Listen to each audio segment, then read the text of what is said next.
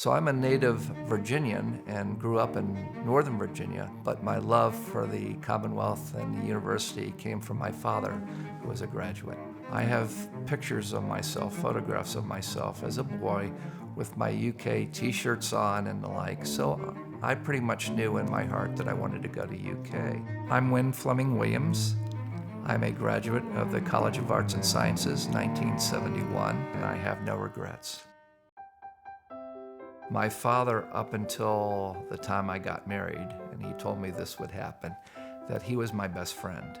So he had a great influence on my life. Not ever steering me or guiding me to wanting to go to UK, but I don't think I disappointed him. He wasn't disappointed in the fact that I followed his footsteps in more ways than one, and following the legacy of my father and my grandfather and my great-grandfather, all who went to UK. When I went to the University of Kentucky, I had no idea whatsoever what I wanted to do with my life.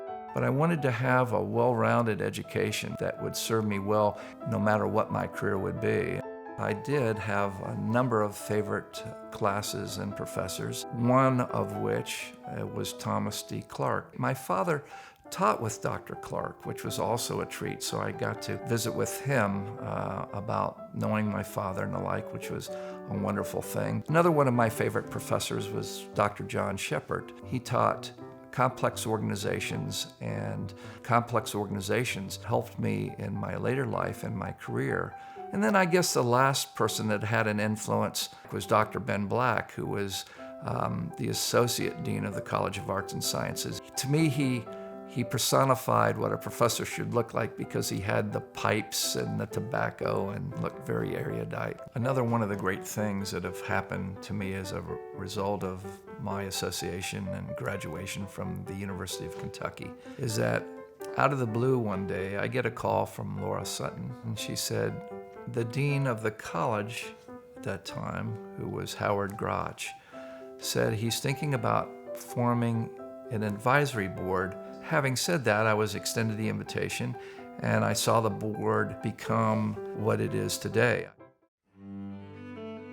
My life after college, my career, I started off in the world of banking, and that just wasn't my cup of tea. And so I looked to the largest employer in the country, which was the federal government, and then found my way by application into becoming a federal law enforcement officer. And that's when I started on my horse, where I was promoted to inspector and then became a special agent in charge. I remember very vividly when I was a special agent in charge of our Chicago office, President Clinton came up with Secretary Cisneros.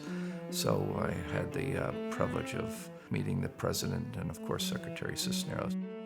My career from there, when I was about getting toward the end of what the age limit was, I was recruited by the newly formed Department of Homeland Security right after 9/11.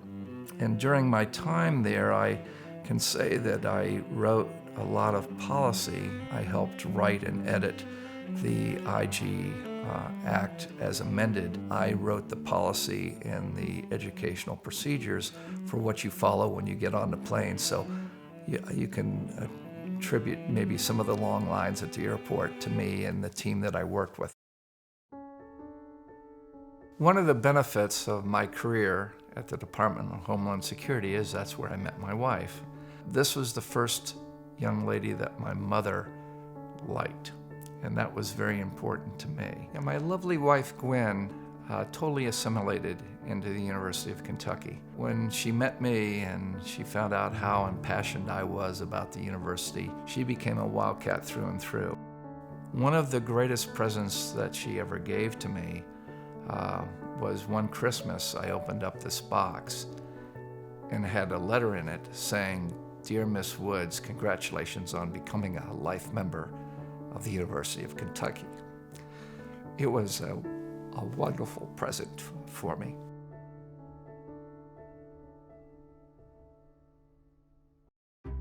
As I look back on my life and my career, I always wanted to contribute my time, my talent, my treasury to my church, my country, and my community. And I think I fulfilled all those, and as a consequence, along the way, I'm now being commended with this wonderful honor that I couldn't have ever thought that I would have received from the University of Kentucky, which is the school that I love. It's a wonderful university. It's a great university that's getting better all the time.